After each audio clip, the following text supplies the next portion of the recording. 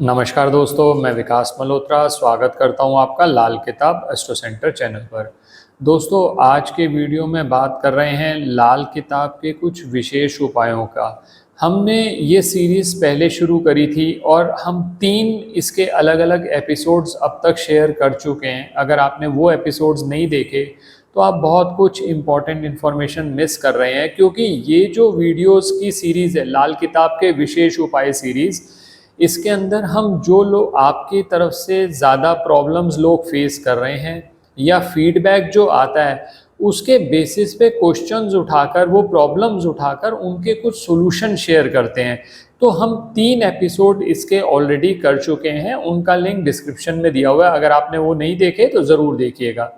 आज लाल किताब के विशेष उपायों पर हमारा ये चौथा एपिसोड है, चौथी सीरीज़ है। इसी तरह से जो आप लोगों के फीडबैक आते हैं या जो हमारे पास कंसल्टेशंस में ज़्यादा लोगों की प्रॉब्लम्स आती हैं, उसके बेसिस पे हम उपाय शेयर करते हैं इस सीरीज़ में। आज के इस वीडियो में मैं 3 अलग अलग समस्याओं को लेकर आपके पास आया हूँ। ये समस्याएं क्या हैं वो पहले हम बात करेंगे, और साथ साथ ही इनके लाल किताब में सॉल्यूशंस क्या हैं वो बात करेंगे। सबसे पहले जो सबसे ज़्यादा आजकल देखने में आ रही है समस्या, कि बिजनेस या नौकरी में स्टेबिलिटी नहीं है। बहुत बार ऐसा देखा गया है कि अगर आपकी कुंडली के अंदर शनि और चंद्र का कॉम्बिनेशन बन रहा हो, जिसको सैटर्न मून कॉम्बिनेशन भी कहते हैं या उसको विष योग से भी जाना जाता है, अगर आपकी कुंडली के अंदर शनि और चंद्र का कॉम्बिनेशन बन रहा है तो 95% केसेस में ये देखा जाता है कि ये 2 तरह से अफेक्ट करता है। एक तो ये फाइनेंशियल स्टेबिलिटी को अफेक्ट करता है, यानी आप कहते हैं कि कुछ दिन काम रहता है फिर उसके बाद काम गायब हो जाता है, या फिर ऐसा होता है कि जब काम रहता है मैंने बहुत सारी इन्वेस्टमेंट कर दी और फिर उसके बाद वो इन्वेस्टमेंट डाउन आ गई।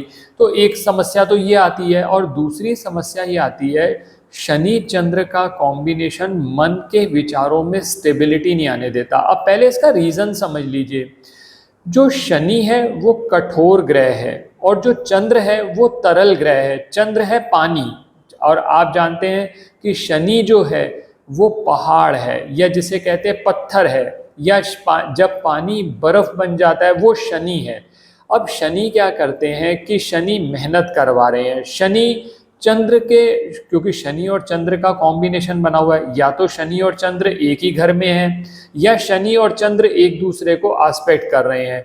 दोनों में से कोई सिचुएशन भी हो सकती है। तो शनि क्या करते हैं, चंद्र को अपने अपने रूप में, अपनी हैबिट के हिसाब से बदल लेते हैं। अब इसमें क्या रहता है कि जब शनि और चंद्र मिल गए, अब चंद्र जो मन की तरलता है वो खत्म होने लगी। बात बात पे आपके विचार तो बहुत ज़्यादा आने लगे लेकिन उसको एग्जीक्यूट नहीं कर पाते।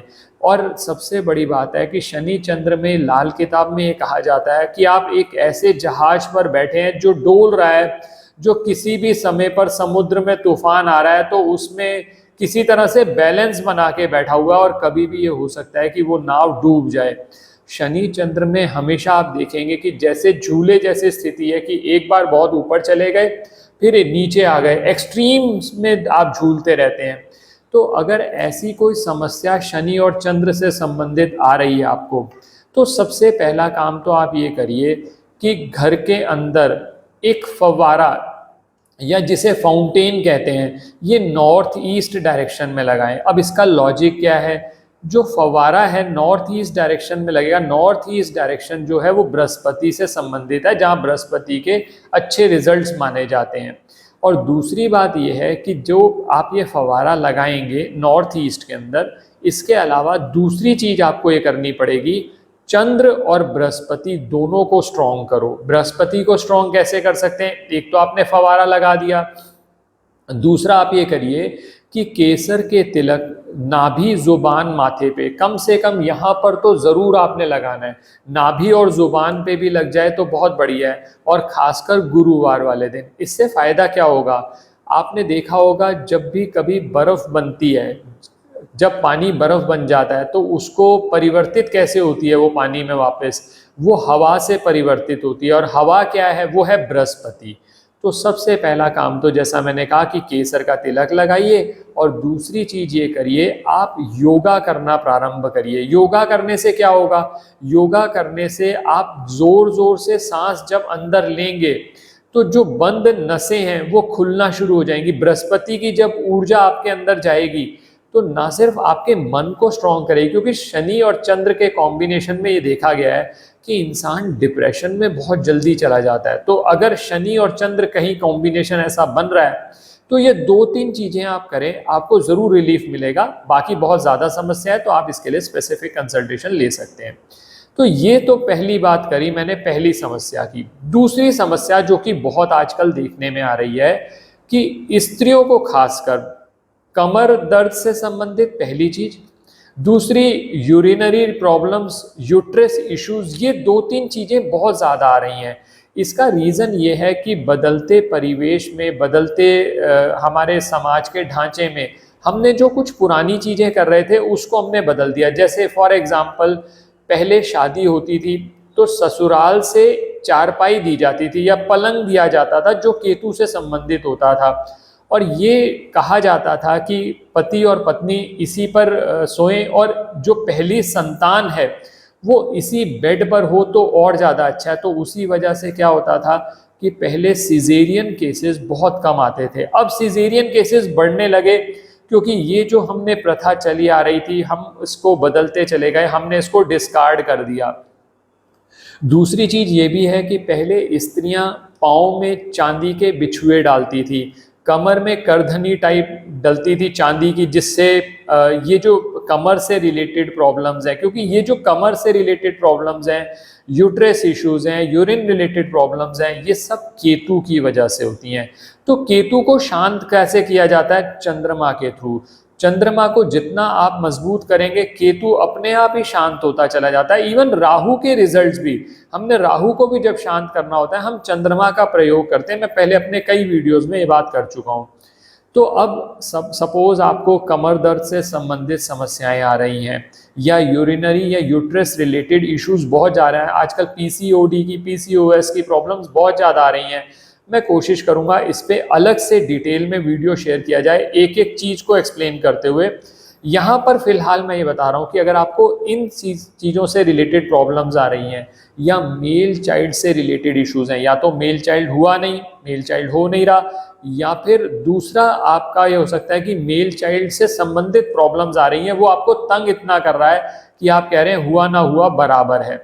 तो ऐसी स्थिति में चांदी के बिछुए का प्रयोग आप अपने पैर में जरूर करें, अंगूठे में डाल लें, उंगलियों में डाल लें, जिस तरह से भी डाल सकते हैं ये किया जा सकता है। इससे भी क्या रहेगा, केतु संबंधित समस्याएं कम होती चली जाएंगी। और दूसरा आप ये भी कर सकते हैं, 3 केले लगातार 43 डेज तक धर्म स्थान में दे दें। किसी भी दिन से शुरू कर सकते हैं, संडे से शुरू कर लो या गुरुवार से शुरू कर लो, लेकिन 43 डेज लगातार देने हैं। अब इसमें एक प्रश्न बहुत आता है महिलाओं का खासकर कि सर बीच में पीरियड्स के डेज में क्या करना है। महिलाओं के लिए मैं पहले भी बात कर चुका हूँ, एक्सेप्शन होती है। आपने मान लीजिए 20 दिन उपाय किया, फिर आपके पीरियड्स हो गए, तो वो 5 दिन 7 दिन जो भी आपका टाइम रहा वो आप एक्सक्लूड हो जाएगा, और फिर जब काउंटिंग शुरू होगी फिर वो 21वें दिन से शुरू होगी। तो इस तरह से 43 डेज में कोई समस्या नहीं आएगी, आप उसके लिए बिल्कुल भी परेशान ना हो। तो ये दूसरी चीज जो की जा सकती है, मैंने दूसरा उपाय आपके लिए बताया। अब तीसरी प्रॉब्लम जो हमारे फीडबैक में भी और बहुत लोगों के साथ बात करने पे पता चलती है, वो ये पता चल रही है कि मन हमेशा कुछ परेशान सा रहता है, इनसिक्योरिटी बनी रहती है। बहुत सारी महिलाएं बात करती हैं तो वो कहती हैं कि अनजाना सा भय लगा रहता है। कई बार तो ऐसे भी उनको ये लगता है कि कहीं हमारे पति हमें नहीं छोड़ के चले जाएं, या हमारे पति के साथ रिश्ता कैसा रहेगा, या ऐसे ही मेल बहुत क्लाइंट्स भी बहुत बताते हैं कि इस तरह की समस्याएं कि जहां पर नौकरी जाने का भय, मतलब कहीं ना कहीं डर लगा रहता है कि कुछ गलत हो जाएगा। अगर बार बार ऐसा डर लगा रहता है तो इसमें एक चीज तो यूं ही पता चल रही है कि आपका चंद्रमा कहीं ना कहीं खराब है। दोस्तों क्या होता है कि जितना शुभ ग्रहों की एनर्जी को बढ़ाया जाता है तो क्या रहता है कि अशुभता कम होती है। आप कभी भी ध्यान दीजिए, आप मंदिर में जाते हैं, अब मंदिर में जाना क्यों कहते हैं, आप परेशान हो, आप कहते हो मंदिर में चले जाओ, मंदिर में जाकर थोड़ा आराम से बैठ जाओ, इसीलिए तो कहा जाता है मंदिर में जब भी जाओ ऐसे मंदिर में जाओ जहां बहुत ज्यादा भीड़ भाड़ नहीं है। अगर आपको भीड़ भाड़ के लिए, दर्शन के लिए धक्का मुक्की करनी पड़ रही है तो मंदिर का बेसिक पर्पस खत्म हो जाता है, क्योंकि वहां आप ध्यान तो कर ही नहीं पा रहे, वहां तो बस आपने एक बार किसी तरह से क्यू में लग के दर्शन करने हैं। तो कहा जाता है कि मंदिर में जाकर आप एकांत में बैठ जाएं, वहां पर ध्यान लगाएं। क्यों? क्योंकि वहां पर बृहस्पति की ऊर्जा है। मंदिर जो है वो बृहस्पति से संबंधित है। बेसिक कॉन्सेप्ट अपने ठीक करिए। क्या होता है कि हम इधर उधर के उल्टे सीधे वीडियोस देख लेते हैं, उससे कॉन्सेप्ट्स खराब हो जाते हैं, हमें पता नहीं चलता कि हम क्या सोच रहे हैं। तो जब आप ठीक से सोचेंगे, राइट डायरेक्शन में सोचेंगे, तो आपके सारे प्लैनेट्स, चाहे बुरे प्लैनेट्स हो चाहे अच्छे, अच्छे और बुरा कुछ नहीं होता, वक्त आने की बात है। लेकिन शुभ ग्रह जो माने जाते हैं, जैसे चंद्रमा हो गया, बृहस्पति हो गए, ये शुभ ग्रह माने जाते हैं। इनकी ऊर्जा को जब आप बढ़ाते हैं तो आपको लाभ जरूर होता है। तो बृहस्पति की जब ऊर्जा को आप बढ़ाएंगे वहां पर मंदिर में जाकर, मंदिर में ध्यान करके, तो बृहस्पति के रिजल्ट्स आपके इंप्रूव होंगे। अब आप कह रहे हो मेरे को तो हमेशा इनसिक्योरिटी बनी रहती है, चंद्रमा खराब है। अब चंद्रमा के उपाय कर सकते हैं, बहुत सारे वीडियो शेयर किए हैं, लेकिन आज मैं चंद्रमा का उपाय नहीं बता रहा आपको। इसके लिए बता रहा हूं चंद्रमा के मित्र ग्रहों की मदद। अब बहुत सारे लोग पूछते हैं कि सर चंद्रमा का उपाय नहीं हो रहा, चंद्रमा के में चंद्रमा का यूज नहीं कर रहे हम।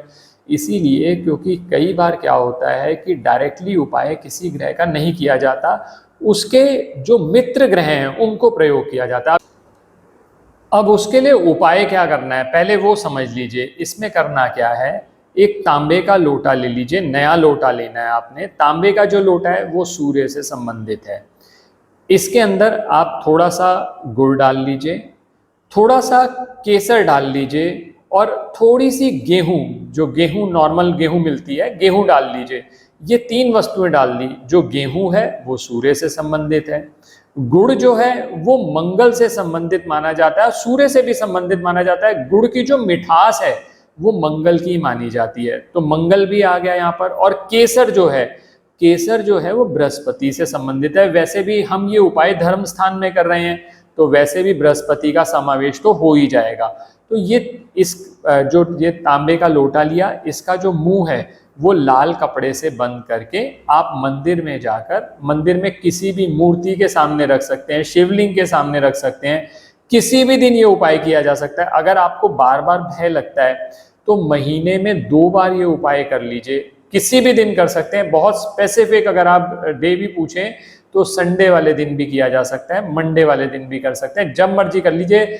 चतुर्थी, नवमी और चौदस नहीं होनी चाहिए उस दिन, ये ध्यान रखिएगा। सनराइज से सनसेट के बीच कभी भी उपाय कर लीजिए, और ये मंदिर में छोड़कर आ जाइए। हर बार नया लोटा लेकर जाना पड़ेगा। ये 2 या 3 महीने आप करेंगे उपाय, तो आप देखेंगे कि धीरे धीरे आपके मन में जो बार बार भय लगा रहता था उसमें मजबूती आने लगेगी। अपना अगर बहुत ज़्यादा दिक्कत आ रही है तो सबसे बेस्ट तो यही एडवाइस रहती है कि आप अपनी हॉरोस्कोप के हिसाब से कंसल्ट कर लीजिए, ताकि स्पेसिफिक रेमेडी करके आप उस चीज़ से बाहर आ जाएं। आशा करता हूं दोस्तों वीडियो पसंद आया होगा। आज मैंने 3 प्रॉब्लम्स अलग अलग ली हैं। आप लोगों के फीडबैक से, कंसल्टेशन से, हमारे पास जो मेल्स आती हैं उनसे हम कुछ और रेमेडीज़ भी लेके आएंगे। इस सीरीज़ में बने रहिए हमारे साथ। अगर चैनल सब्सक्राइब नहीं किया तो सब्सक्राइब कर रखें, बेल बटन को पुश कर दें, नोटिफिकेशन आपको आती रहे। और किसी भी तरह के ज्योतिषीय परामर्श के लिए हमारी वेबसाइट्स पर विजिट करके अपॉइंटमेंट बुक कर सकते हैं, जिनका लिंक डिस्क्रिप्शन में दिया हुआ है। धन्यवाद दोस्तों।